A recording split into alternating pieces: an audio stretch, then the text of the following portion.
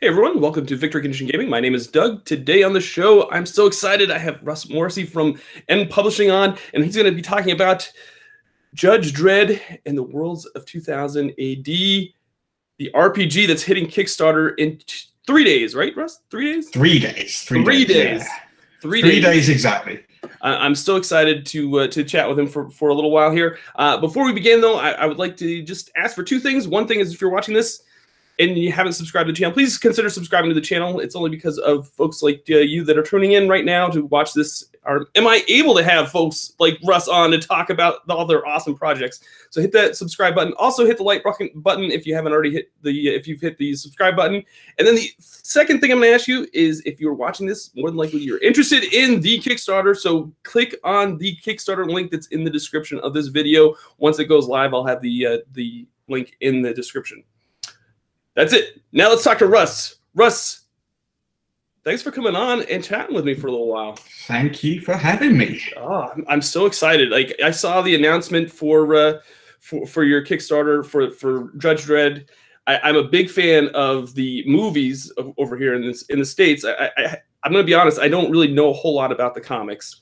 Even the Stallone movie. Hey, you know, I like kind of. I'm one of those. I kind of like good bad movies. You know, like every once in a while, like, you know, you just have to sit down and watch like a movie that not everybody likes. One thing I would say about that Stallone movie is, even though the plot isn't great, right? I think the sets in that film and the costumes are fantastic. Oh, absolutely. It looks gorgeous. It's just a shame about everything else, really. Yeah. It's not a great movie, but that's okay. I really like the Carl Urban movie. I thought that was phenomenal. That's a good one. That's a very good one. I hope that they make more content for that. It's been in the works for a while. But yeah, we're not here there's to that Mega City TV show coming up, isn't there? Oh, is there? Is there? Next year, the year after, maybe? Oh, I didn't know. I'm not sure when exactly, but yeah, there's a TV show they're making. Very cool. Very. I wasn't aware of that. I knew that there was like rumors of him doing another movie or whatnot. Is he going to be part of that show as well? I'm not sure, to be honest. I'm not really sure. I don't think Carl Urban's involved. No. That's all right. Well, that would be cool though. If he had a cameo or something, that would be cool. That would be awesome. I would definitely be down for that. But we're not here to talk about movies. We're here to be talking we're not here to be movie critics. We're here to talk about your awesome RPG that's coming out on Tuesday. Let's talk a little bit about it. You've got a great team. Oh, look at that. This one here. Oh my God. That is beautiful. That is a gorgeous book. I've not only got that, I've also got here a limited edition version. Different cover. Ooh. Very, very pretty. That's pretty. Often the barcode on the back. But nice. What's the lines slightly. Oh my God. What's the page count on those books? If you don't mind me asking already. 274. Nice. Yeah. They're good. Yeah, good size big books. chunky books. Yeah. So let's talk a little bit about how you got how did this whole thing come about? Like, because there's been other Judge Dredd RPGs, but this This is a new version based on your. It's called a warning system. Is that did I pronounce that right? Yeah. And I'm going to tell folks that this system is awesome. If you haven't checked out any of the, I am a big fan of D6 dice pool systems. So when I saw that not only was this coming to Kickstarter, but it had a D6 dice pool system, I'm like, oh my God, just take my money now. Where do I send my check? You know, I'm ready for this.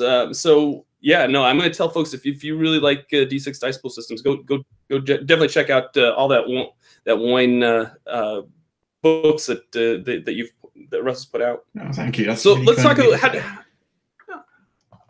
how did this whole IP licensing kind of come about?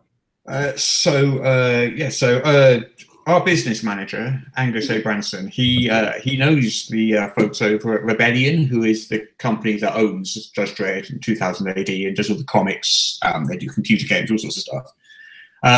So he knows them, and we went up to Oxford, which is where they're based, to have a chat with them, and we pitched them this game, which was basically a role-playing game, not just about Judge Dredd, but covering all of the different sort of worlds and settings that they do. And they were so supportive and so generous and so nice. You know, they said yes straight away. And ever since, they've been super, because it's been, what, 2 years making this, but they've been so supportive the whole way through.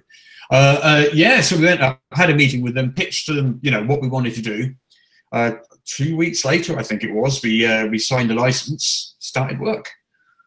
Wow, that's awesome. Yeah, that was easier than I expected as well. So it was, you know, some licenses are a little harder to negotiate, but these guys were so, you know, so accommodating. I mean, they knew what an RPG was, which I think helped.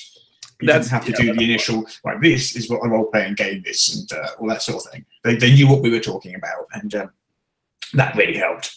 Awesome. Yeah, no. So this has been in development for 2 years. You said you've let it leak that the books are all done.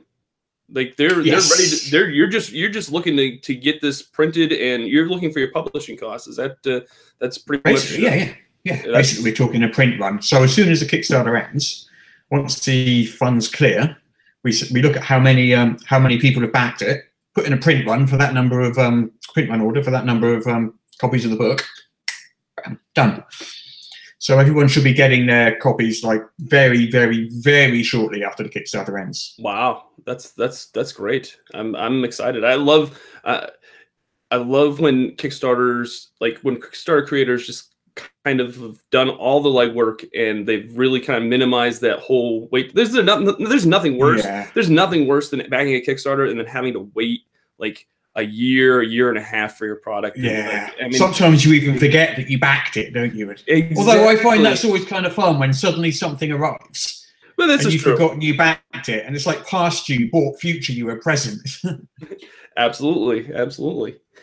So you've got a great. Let's talk about the team that you have working on this on these books, because you've got an all-star cast that have just contributed to this.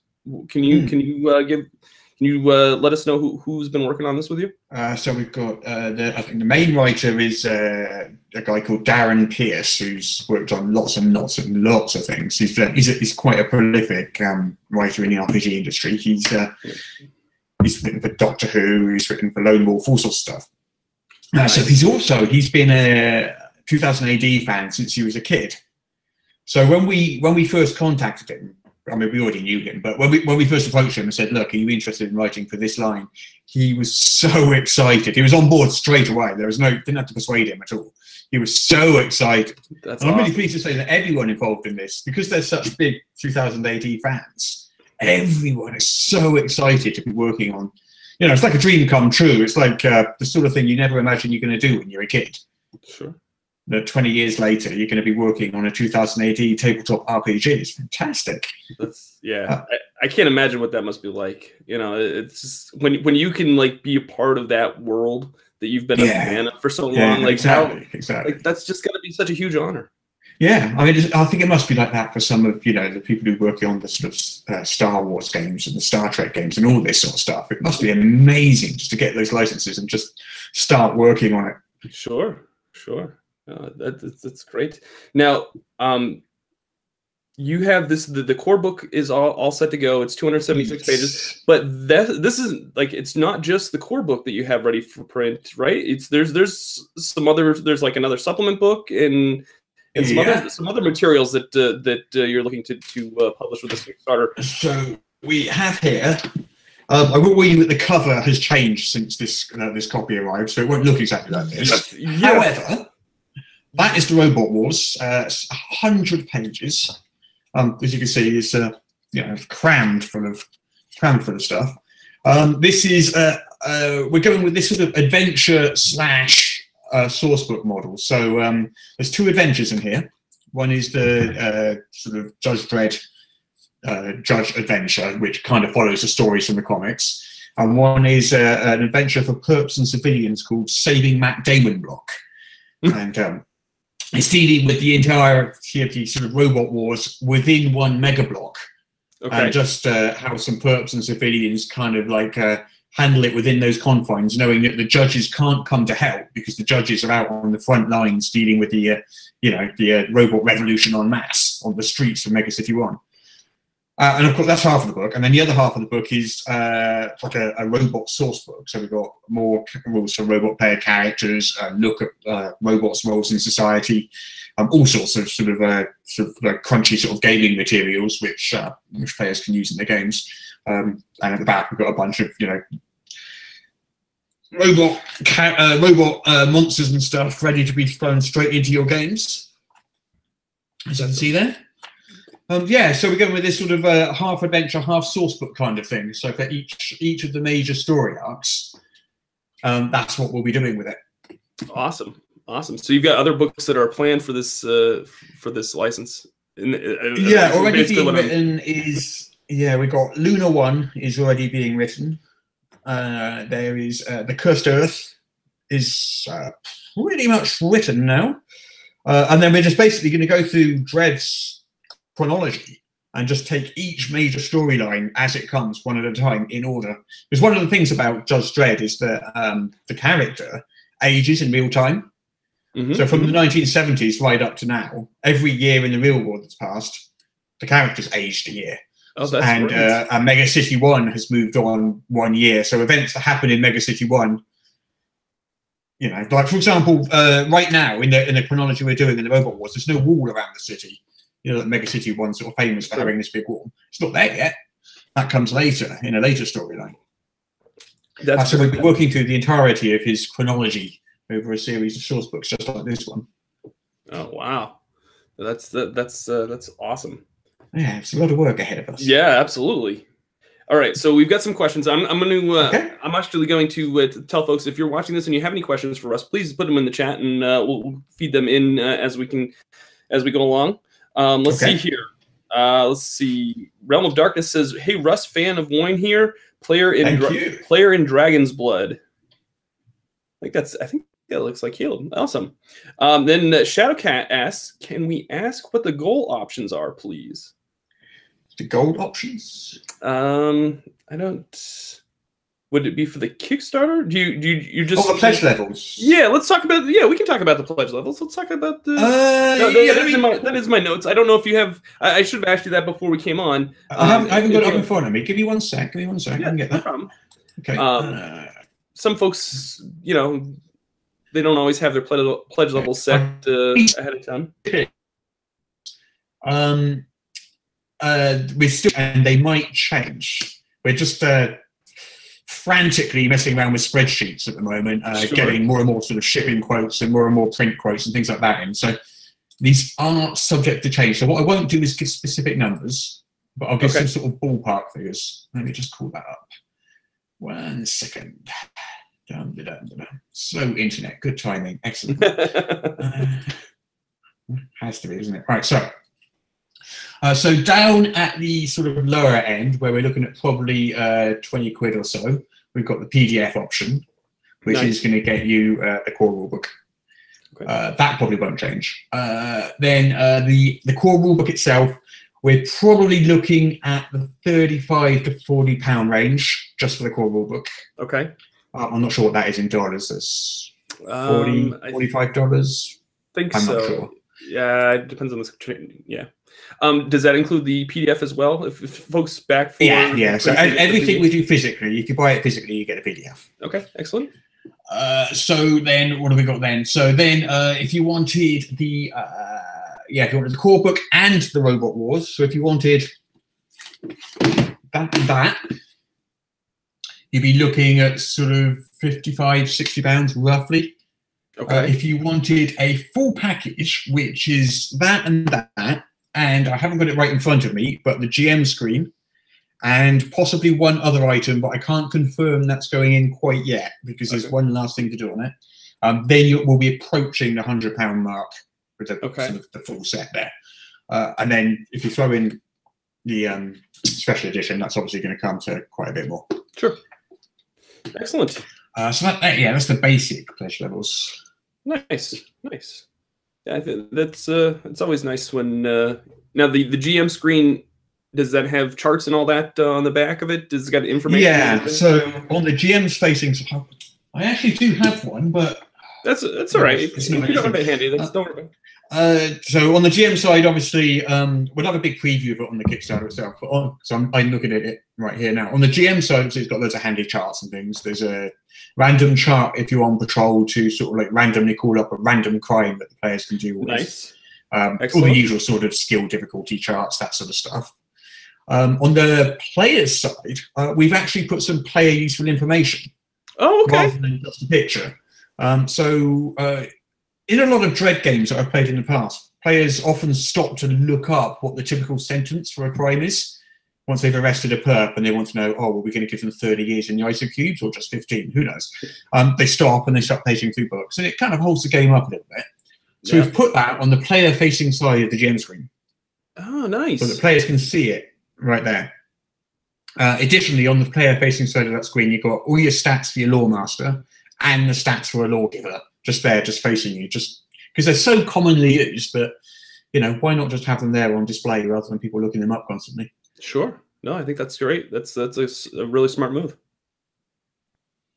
Yeah, I think it works really well. I mean, I use it. I'm playing on Thursday nights. We've been playing through the Robot Wars, and I found that incredibly useful. Sure. That's great. Let's see here. David Gaskin has a question that says, how will Wine System help to recreate the Dredd world? That's a that's a big question. That's can you narrow that down a little more specifically? David, I'll let you put a follow-up question. How about that? Yeah.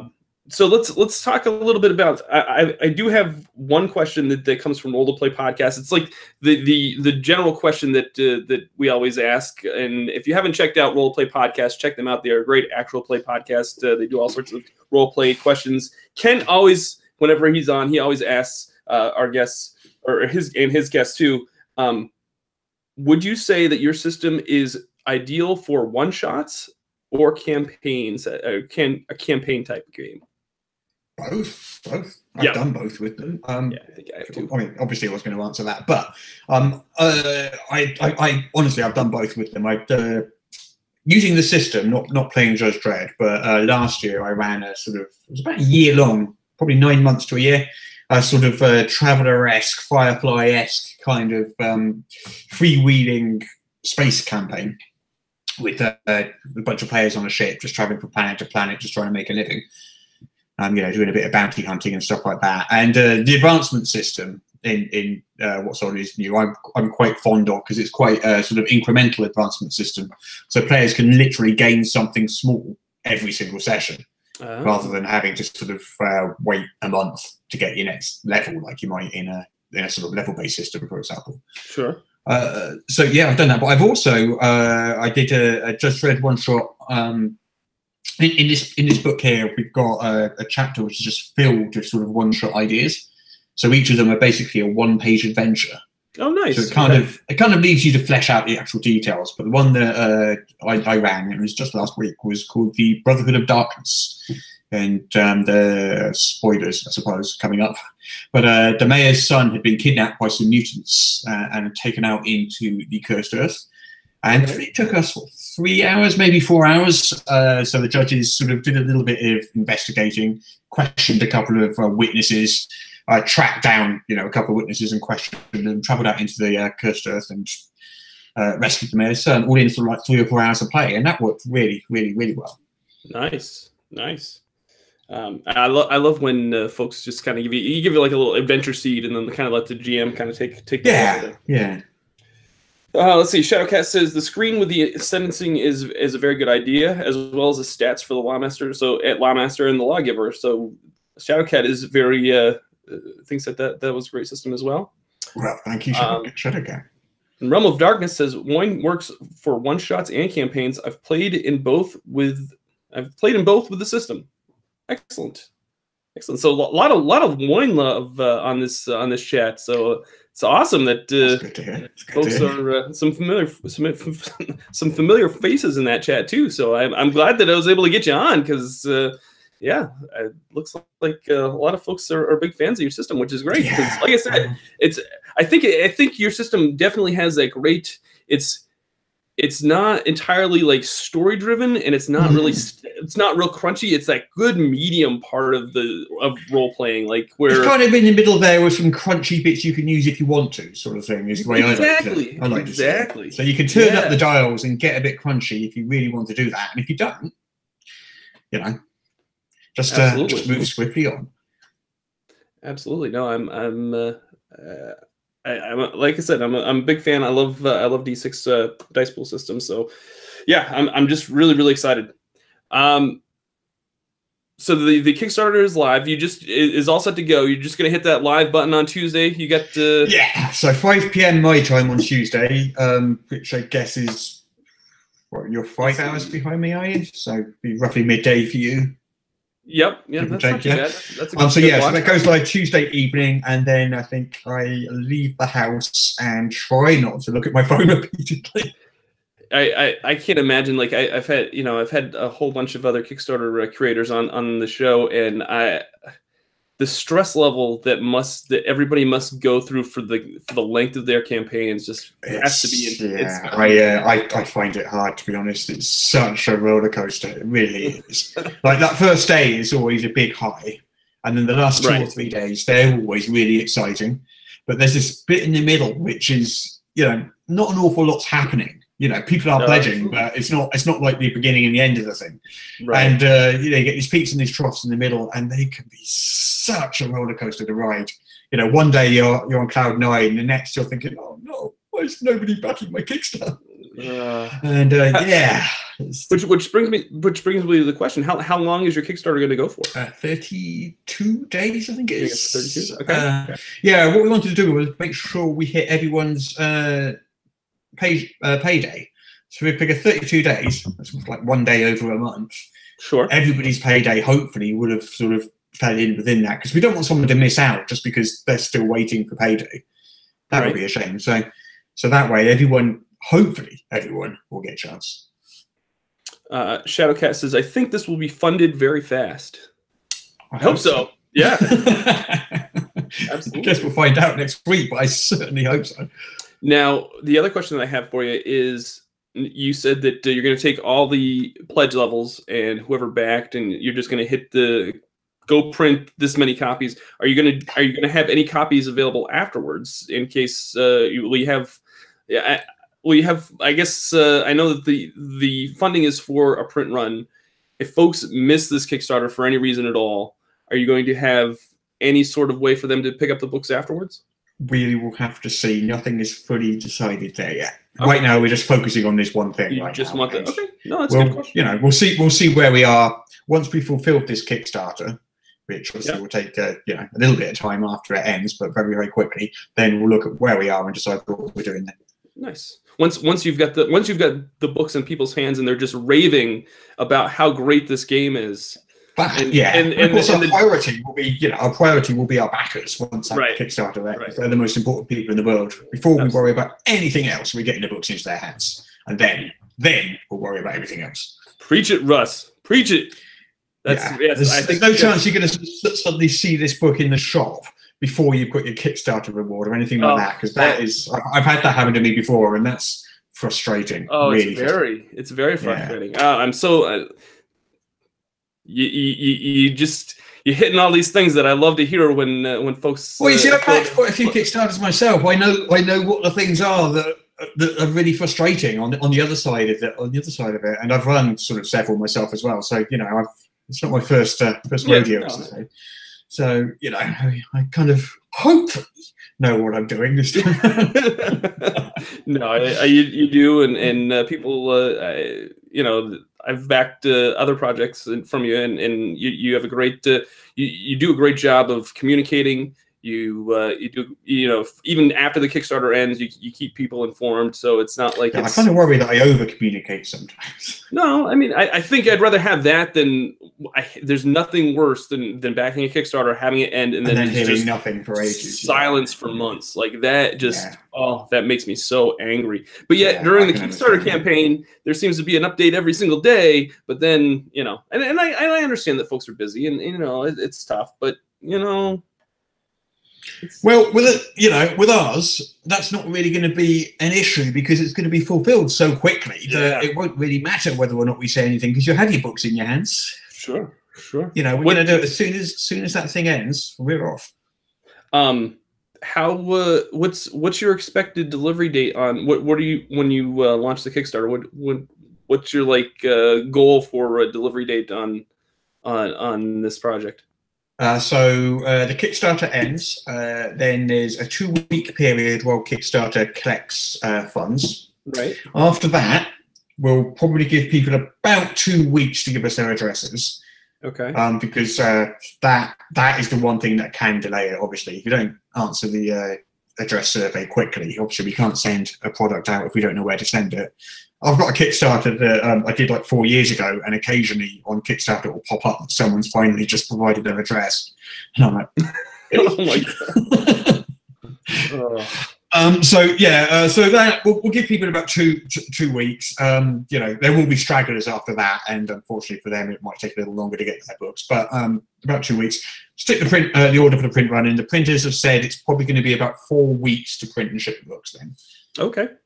After that, so. Wow, that's probably going to be by the beginning of next year that you'll have. Yeah, that's the aim. Yeah. That's amazing. I mean, we're not going to sit in our hands at all. It's going to be blam, blam, blam. Each thing done one at a time out there. Yes. I mean, we want to move on. We don't want to be worrying about this come next summer. We've got other things to do. We want to make more books. We want to be doing that. We don't want to be still fulfilling this.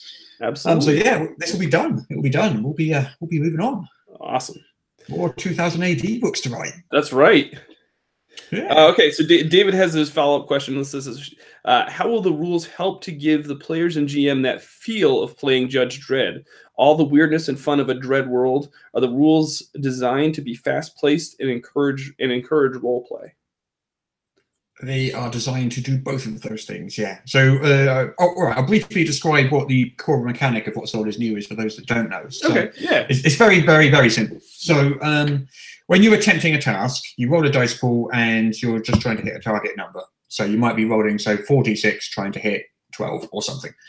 The way you determine how many dice you have is you take an attribute such as strength or logic or charisma, one of those types of things, right. Each of which you have a certain number of dice. So maybe you've got 3d6 in your strength score. You add to that any skill that you can persuade the GM is appropriate to that. So say you're trying to, let's say you're trying to, lift a heavy log.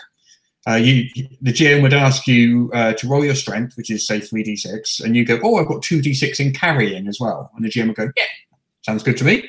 So you roll 5d6 and try and hit that 12 or whatever. So that's basically the system in a core nutshell. It's super, super simple.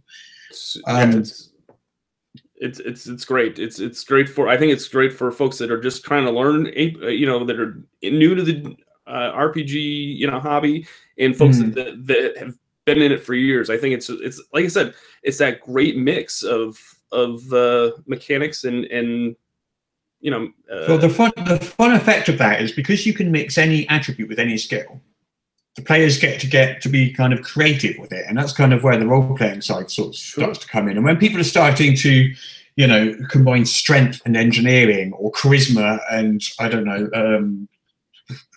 architecture, or all these weird combinations of skills, you can justify it. If you're trying to persuade an architect to do something, you might use your knowledge of architecture and your charisma ability and combine those two things. And that's a perfectly reasonable skill combination that possibly it wouldn't occur to you to do offhand. Sure. But if you start getting, creative with these things, you can mix and match these however you want. Absolutely. Okay, let's see here. We've got more questions now that we're on a roll here. Right. I can take questions. Let's see here. Oh, well, Hexter says that makes me extra salty when I see books I paid for going home with people who didn't Kickstart. Yes, that's. Hexter also asks, wait, is the printer also handling the shipping? So no, so the printer ships them to us. We've got a warehouse here, and then we ship them out. So basically, it's going to take us 2 or 3 days in the warehouse just to ship them out. Gotcha.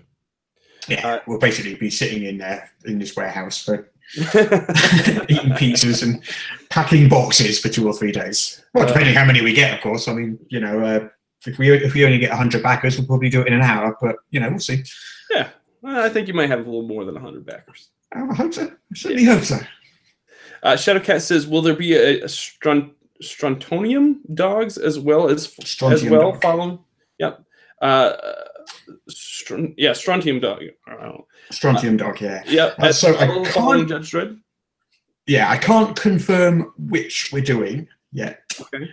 The problem with that is there's an approval process where Rebellion, who's the license holder, obviously has to approve everything in advance. So sure. I can say we haven't started writing one yet. I can tell you that much. But I would say that any and all 2000 AD characters, settings, and worlds are possible. There are some obvious favourites, and I think people can probably guess which those are, some of the more popular ones. But right now, I can't confirm or deny, unfortunately, which ones are going to be. If there's any that you would like to see in print, I'm going to tell you to go back to Kickstarter, because the more support that they have on Kickstarter, the more likely they're going to get for. Well, there is that. There is certainly that. There is certainly that. I'll tell you what we do want to do, though. So this might help answer the question to an extent. Is we're keen on hitting different genres. Okay. So rather than producing sort of 4 or 5 different sci-fi things in a row, we might also decide to maybe do a fantasy one, or a more comedic one, or a horror-based setting, or something like that. Because 2000 AD has got so many worlds and settings, there's so much to choose from. Sure. That you know, you could pretty much pick any genre and it's in there. And we want to try and make sure that we cover a nice wide range of genres, just to, you know, spread out the love a little bit. Let's see here. So Hexter, I tell you, this guy heckles me in the chat every single time I get one online. That's all right. It's all right, Hexter. I know who you are. I know, Jason. That's okay. Let's see here. He says, "It's okay, Doug. We don't expect you to get the complicated words." He was yeah. I tell you. Yeah. He also asked, "Do we get free pizza in the shipment from you then?" It would be really cold and manky by the time you got it. I don't think anybody would want that. No, and it would have white marks in it. Awesome. Maybe I could charge extra for half-eaten pizza that the designers have chewed on already. What do you think? Absolutely. Yeah, I think you should, definitely. Or if Hexter backs, you should like just put a half-eaten slice in his book, because he comes on and heckles me every single time I come on this show. Just imagine that you open up your brand new hardcover book and this is squished. Oh, it's like a pizza. Yeah, okay. I can promise, there's one promise I can certainly make: we will not squish half-eaten pizza with your books. Heard it here first, folks. You can take that as a guarantee. Oh, man. Shadow Cat says, "Ew, secondhand pizza." Yeah, it's not ideal. That could be worse. It could be secondhand curry, I suppose. Yeah, that's true. That's true. So yeah, so there won't be any secondhand pizza stretch goals for this campaign, for this Kickstarter. Unfortunately, not this one. Not this one. Maybe the next one. Oh, Russ, thank you so much for coming on and chatting with me for a little bit. Let's please come back on when you have another project coming on. This is a lot of fun. Let's talk a little bit about where folks can find you. Are you doing any cons coming up anytime soon? Do you do the whole con scene? Yeah, well, we haven't done any yet. I mean, I've been to them as a punter, obviously, but not in a sort of company capacity. As of next year, we're going to start doing the UK cons. I don't know which ones yet, but probably almost certainly Dragon Meet and UK Games Expo, and probably some smaller ones throughout the year. I hear nothing but good things over there for your con scene, because I hear that you guys have these awesome events, and I hear they're not quite as big as they are here in the United States, but you just have such a great UK Games Expo is now, I think it's the 3rd biggest. Is it the 3rd biggest gaming con in the world now? Oh, okay. Maybe I'm wrong. Maybe I'm wrong. That's probably wrong.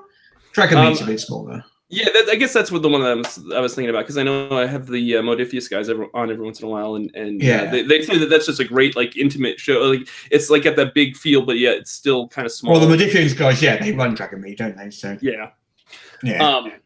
So where else can folks find you online? Let's tell folks, if folks want more, want to hear all about Russ Morrissey and all the things that you've got going on. Where can folks find you? So my main internet home is EnWorld, EnWorld.org, which is my tabletop gaming news site. I've been doing that for about 20 years. Just a little while. I mean, you might have heard that website. Yeah. I just said that out loud and just realized how long that is. 20 years. Wow. No, that's awesome. You do a great job for this RPG community, and thank you. That's kind. Thank you. I know I go to your site, quite often. So thank you for all the work and your whole staff that work on that website. Thank you. That's really nice. So also we started a podcast recently. It's about episode 14 now, so it's 3 months in. It's called Morris's Unofficial Tabletop RPG Talk. Nice catchy name. Flows off the tongue. Yeah, short and succinct. Yeah, exactly. Yeah, so you can find that on iTunes and all the usual places. Just Google Morris. I think probably you'll find it. I don't think there's any other podcasts out there with my name in it, but maybe they are. I don't know. But you should find it fairly quick. That's my two main ones. You can find me on Twitter @Morris. Find me on Facebook, all the usual places. Nice. We got some. Hexer says, "Did we talk about questions? More questions? More questions. I promise to keep it short, and it's not. It's not short. Fine. Let's see here. Fine. Jason says, "Did we talk about stretch goals yet? Fancy dice and so on." I think that you've pretty much said that there's no stretch goals. It's pretty much just for the publishing, right? So what we've done in our Kickstarters mainly for like the last 3 or 4 years is we've had no stretch goals, because what that means is we can deliver straight away. I mean, we're not going to sort of suddenly say we're going to put an extra 20 pages in that book, because hey, it's here, it's done. It's not changing. It's we're not putting an extra 20 pages in that book.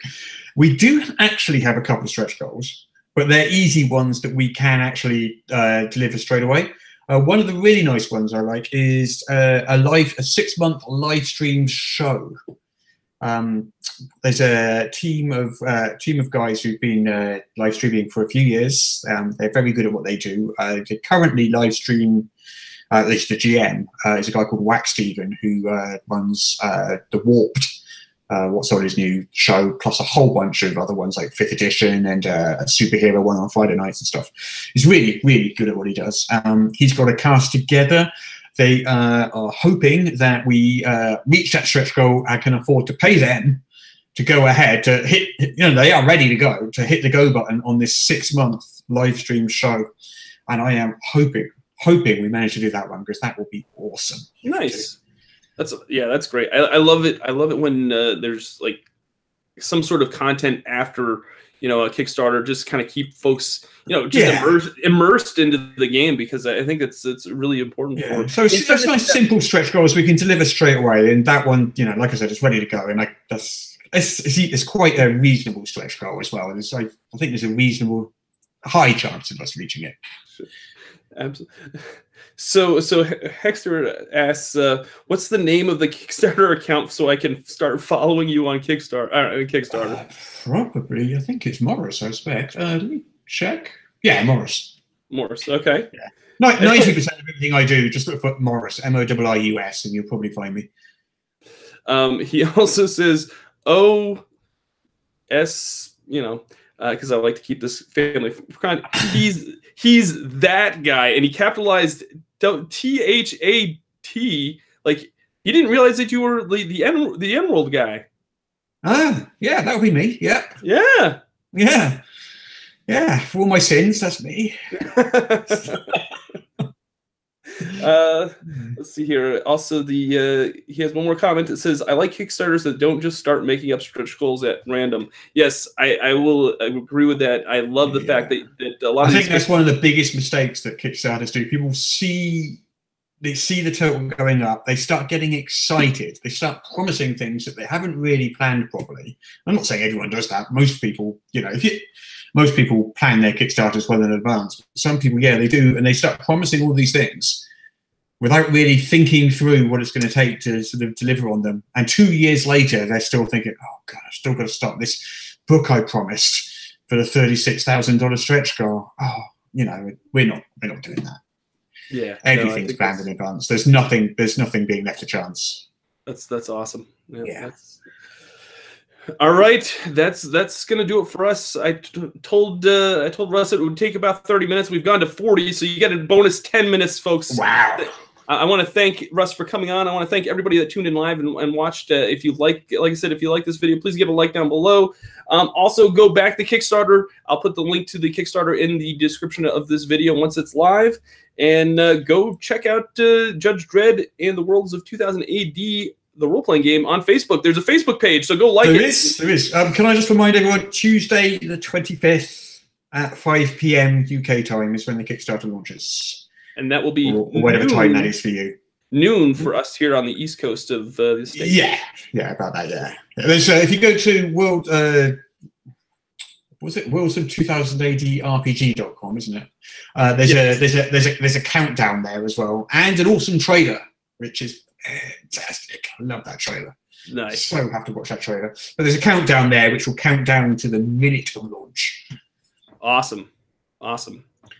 All right, that's going to do it for us. I want to thank you very much. I enjoyed that immensely. Well, I appreciated you coming on. And this has been Victory Condition Gaming, because winning shouldn't be the only victory condition when you get to the table. We'll see you next time. Thank you.